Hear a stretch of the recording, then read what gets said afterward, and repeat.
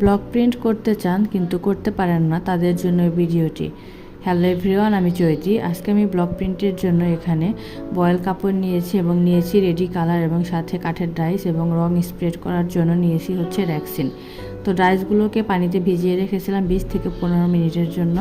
এরপর এটাকে ভালো করে শুকনো কাপড় দিয়ে মুছে নিয়েছি এবং রেক্সিনের রংটা স্প্রেড করে নিয়েছি। তবে স্প্রেড করার আগে রংটা ভালো করে ঝাঁকিয়ে নিয়েছি। এরপর স্প্রেড করা রঙের ডাইসটা লাগিয়ে ভালো রং লাগিয়ে নিয়েছি ডাইসে।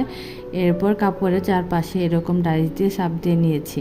তারপর মাঝখানে ঠিক একইভাবে আমি ছোট্ট একটা ডাইস দিয়ে ডিজাইন করে নিয়েছি। ব্লক প্রিন্ট করার জন্য কিন্তু কোনো ফ্রেমের দরকার হয় না, শুধুমাত্র কাপড়টা পুরাতন কোনো কাঁথা বা তোয়ালার উপরে রেখে ব্লক প্রিন্ট করতে পারবেন। আর এই ব্লকের রং, ডাইস যাবতীয় সব কিছুই আপনারা আমার পেজে পেয়ে যাবেন। এগুলো অর্ডার করতে স্ক্রিনে দেওয়া হোয়াটসঅ্যাপ নাম্বারে নক করতে পারেন। আজকে এ পর্যন্তই।